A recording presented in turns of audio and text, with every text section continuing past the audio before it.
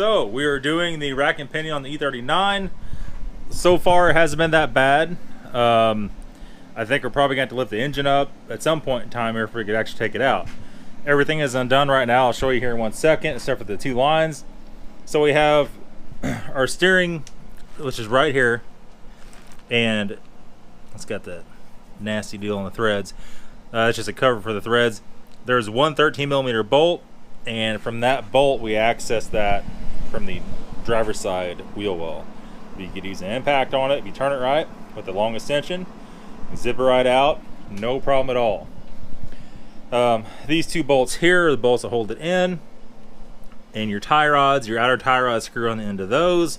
Now let me break this down. If you're going to do this and you have not just recently done outer tie rods like we have on this car, you must buy new outer tie rods. The outer tie rods in these cars will be seized to that. The outer tie rod has a slit in the side. It gets all kinds of corrosion down there. You will not be able to get that apart, I promise you. Do yourself a favor, spend another $15 or $20. When you order this, get a set of outer tie rods. So pretty much we're down to taking these two lines out and just trying to fish it out of here. So let me get the light, we'll go into the car and I'll show you. Alright, so here we are, and you can see we just took the outer tie rod apart at the knuckle. So took each tire off, took that 19 nut off, we tapped on this part, careful not to ruin these new tie rods, and I think we're going to probably have to unscrew these very shortly. Probably the next thing we do, unscrew them from the rack and pinion to make the whole rack and pinion shorter. Now we went ahead and pulled out these through bolts. These through bolts go up right here, and they have a nut on top. They're 16mm nut, 16mm head. There's one there and one right there. So we pulled that out, and now the whole thing is loose. We pulled the driver's side off. This little spacer came out with that. That's common. We don't actually have to remove that. We're just going to put it right back in. If you're replacing a tie rod, you'd have to put that in the vise and take that spacer off of there, which can be pretty difficult sometimes. This car is leaking oil, man. Well, a lot of it's that power steering fluid, but a lot of it's leaking from the reservoir, from that torn boot just pouring out. But there is some oil leaking. Looks like the oil pan gasket. This car does have 265,000 miles on it, and as far as I know, never had an oil pan gasket done, so actually it don't look too bad. So what we're gonna have to do here to get the lines off, it's so greasy I hate to reach up in there, but it's probably gonna have to happen. Probably gonna have to reach up in through here and take those two lines off with a ratchet, and I don't know what size those are. We haven't got that far yet. And here is the steering shaft up in here, you can see, and we have it separated. So we took 13mm out, and we just took a long screwdriver and just tapped it, and it separated off. And don't forget, you're gonna have to align this when you're done. I'll go ahead and show you how to, I don't know if I'll show you on video or not. You can align it yourself using my method. No problem at all. So at this point in time, we'll go ahead and pull the two lines off. We'll pull the outer tie rods off, but we're gonna have problems right here. I don't think it'll come out of there, but we're gonna see. If not, we're gonna have to pull the engine mount nuts, which are right there, one on each side. We'll put the engine hoist on and pick the engine up. I don't know. I will be back 1 second and we will know. Okay, so here's where we're at. Yeah, I know. If I had to do this again, I would take the engine out. We're that far into it. On E46 and E36, I believe those are below the subframe. This one's above it. So let me show you this real quick. So the old one is out. It's laying right there. We had to take off the inner tie rod on the passenger side just to get it out after we lifted the engine up, after I lowered the subframe. Well, I'm sorry, I didn't have the subframe lowered, just the engine lifted up. We got it out, but to get the new one in, we had to drop the subframe. And here's where we're at with it.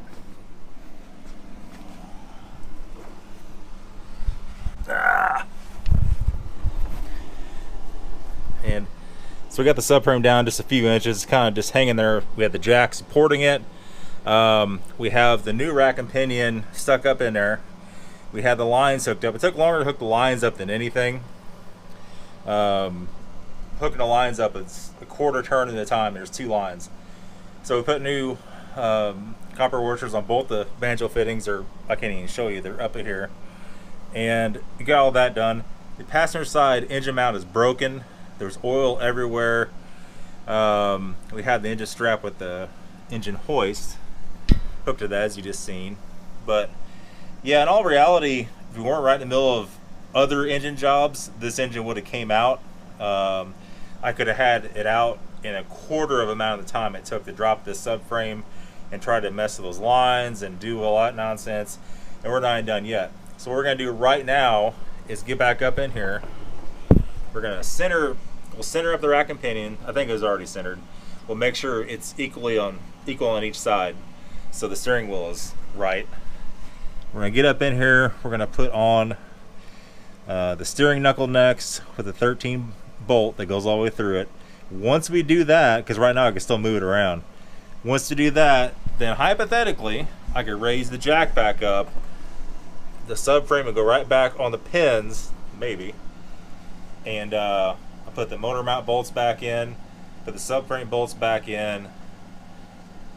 And, I mean, for the most part, maybe we'll be done. It sounds so easy. Those lines were the worst part. So at that point in time, we got to put the outer tie rods back on, and then we'll have to align it. All right, making some progress. So next day, so we just put the new reservoir in. This thing probably should have had another hose that goes down to the pump. It's kind of crusty, but we cut the end off of it. It seems like it's okay. Ordinarily, we'd want to replace that, but we didn't know. So we'll leave the air box out for now. We need to hook up the tube going to the valve cover, and before we get started, so we're all back together. Let me get the creeper and creep up on you. Oh, buddy. There we go. So we're all reinstalled back in here. Everything's back in. What a freaking nightmare. All I gotta say is that new rack and pinion better be good, and it is a brand new one. If it's not good, we're taking the engine out because I'm not doing this crap again. If you had to lift, it'd be a lot easier probably. You still have to have the crossbar though, to go in between the 2 fenders to hold the engine up. So if you had the crossbar and a lift, so basically if you had about $2,000 worth of stuff in a giant shop, this would be easier. Anyhow, we're all back in. The outer tie rods are just reinstalled. They're just finger tight on the adjustments. So we're going to have to put the wheels back on next, straighten the steering wheel out, and kind of adjust everything back in. We're close, and we're going to string line it, and after that, if nothing leaks, we should be good. Okay, so here's where we're at with it. Try to close that. We have the steering wheel is straight. Make sure, well, I turned a little bit when I was jacking around with it. Hold on. Steering wheel is straight. You're gonna want to go back and recheck that periodically when you're doing these adjustments. We have some fishing line. You could use trout line, like a trout line cord, or a construction, I forget what it's called, construction cord. Okay, so here's what we're gonna do. We wrapped around all 4 wheels, and we're going just below center, so it doesn't touch anything at all. Look how far out of alignment. I get almost 2 fingers in there. The problem is, it's just like welcome to hell, all right? This one, the adjustment's almost maxed out, towed in, and it's still sticking out. This one's the same way. This one's not, it is almost as bad, and they're almost maxed out. I don't think we have enough adjustment on either one of those to get where we need to be. So, it means one of 2 things. We use the same outer tie rods. That means either the inner tie rod on the rack and pinion is longer. If we would have known that, we would have used these. That's what I think the problem is. Or the whole rack and pinion is longer. That would be sweet. That means you got to take it all back apart. So I don't know. it might have enough adjustment. It's gonna be close. I'm gonna say it's not gonna make it at this point. And what you're trying to go for here, let me explain the alignment a little bit more. This only works if you do not have staggered wheels. You can't have wheel spacers on the back and not in the front, or front and not the back. It's got to be all the same wheel. It's got to be a squared wheel pattern, right? You're going to want this string to touch there, and you're going to want to barely touch there, just like that. And on the back, the same way. And you're going to want the same thing on all four wheels. Once you do that, the wheel is straight. This baby is aligned. Unless you put some aftermarket parts on, and it's probably gonna take it all back apart. So we're close. I don't know what the option. I mean, it has those little cone things. Maybe I could take the tires back off, take the outer tie rods back, loosen the spindle, unscrew it all, and take that little space, that little squeeze cup out. I don't like to do that because that's not the way it's meant to be. If we're gonna go that far, we're gonna take the inner tie rods out.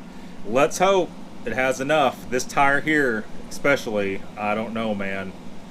I don't know. I don't think. Let's see. Okay, so here we are. Here we are, boys. This side, at the very last thread, we just met the alignment. At the very last possible thread on there. On this side, we're still off by about not quite an inch. A lot of you guys are gonna say, you didn't center the rack and pinion. Yes, I did. If the rack and pinion wasn't centered, we'd have a lot of slack on this side, but not enough on that side. That's not the way it is. The toe is, it's like the rack and pinion is too wide, and both the toes are out too far. The only thing I know what to do is to take this driver's side back apart, take that slip collar off, which at this point doesn't matter, it's threaded all the way in, and that might give me enough thread. It'd be very close to align it correctly. So I don't know, but this pretty much sucks. It's not that big a deal to take that back apart. It's just not fun. Maybe I could get by with doing that and not have to take both sides back apart. Let's see. So I guess I'll go and pull the wheel off, pull the tie rod off, and do it to it. Okay, so took spacer off, and this isn't really even a crush washer. This is simply flat out a spacer, and that came with that inner and outer tie rod kit. That was plenty enough adjustment to get everything to work out. So here we are. Will you see it on camera? We got that baby barely touching. We adjusted it until it was just off of it, and we turned it back until it was just barely touching. It's perfect right now. We got perfect on this side. Same way. Now this is where everybody messes up. You're not done. You got it all set to perfect. You got two more things to do. What nobody does, and what you got to understand, first of all, we have the jack under it. The tires are not off the ground. We just took a little bit of weight off of them just so we can move the adjustments easy. Holy crap. Stuff everywhere. We're squared on the back. Everything's good. Now, the steering wheel is still straight. Made sure that while you're adjusting it, you have to come in here. You got to do this and settle those tires in.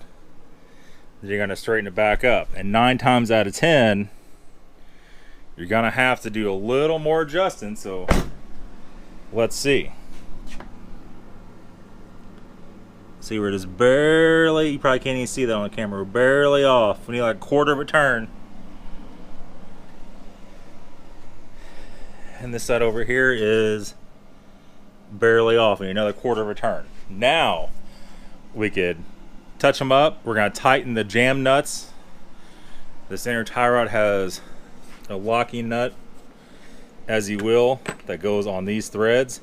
This slides in here like that. Over here is a rack and pinion. Over here is our tie rod. Has a nut that tightens up and pushes that against that.